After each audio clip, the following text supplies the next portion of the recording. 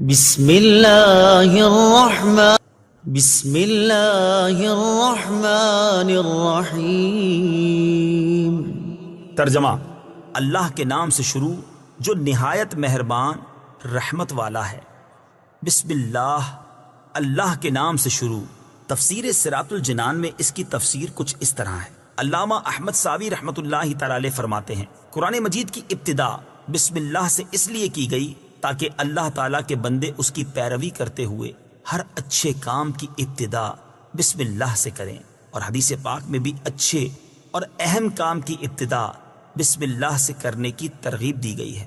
چنانچہ حضرت ابو ہریرہ رضی اللہ تعالی عنہ سے روایت ہے، حضور پر نور صلی اللہ تعالی علیہ وسلم نے ارشاد فرمایا، جس اہم کام کی ابتدا بسم اللہ الرحمن الرحیم سے نہ کی گئی تو وہ ادھورا رہ جاتا ہے۔ لہٰذا تمام مسلمانوں کو چاہیے کہ وہ ہر نیک اور جائز کام کی ابتدا بسم اللہ الرحمن الرحیم سے کریں، اس کی بہت برکت ہے۔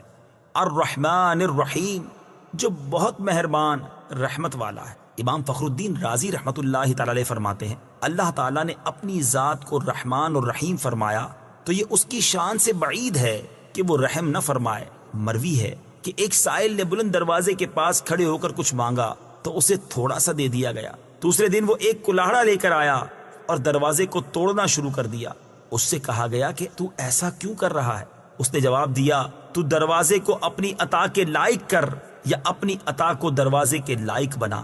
اے ہمارے اللہ عز و جل، رحمت کے سمندروں کو تیری رحمت سے وہ نسبت ہے جو ایک چھوٹے سے ذرے کو تیرے عرش سے نسبت ہے، اور تو نے اپنی کتاب کی ابتدا میں اپنے بندوں پر اپنی رحمت کی صفت بیان کی، اس لیے ہمیں اپنی رحمت اور فضل سے محروم نہ رکھنا۔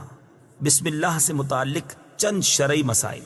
علماء کرام نے بسم اللہ سے متعلق بہت سے شرعی مسائل بیان کیے ہیں، ان میں سے چند بیان کرتا ہوں۔ نمبر 1، جو بسم اللہ ہر سورت کے شروع میں لکھی ہوئی ہے یہ پوری آیت ہے، اور جو سورہ نمل کی آیت نمبر 30 میں ہے وہ اس آیت کا ایک حصہ ہے۔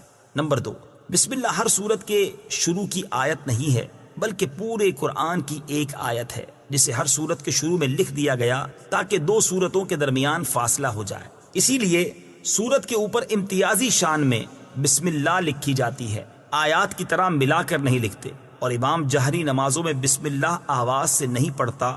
نیز حضرت جبریل علیہ السلام جو پہلی وحی لائے اس میں بسم اللہ نہ تھی۔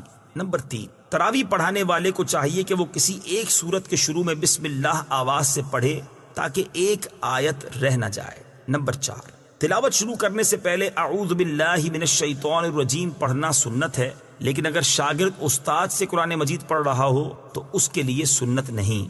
نمبر 5، سورت کی ابتدا میں بسم اللہ پڑھنا سنت ہے ورنہ مستحب ہے۔ نمبر 6، اگر سورہ توبہ سے تلاوت شروع کی جائے تو اعوذ باللہ اور بسم اللہ دونوں کو پڑھا جائے، اور اگر تلاوت کے دوران سورہ توبہ آ جائے تو بسم اللہ پڑھنے کی حاجت نہیں۔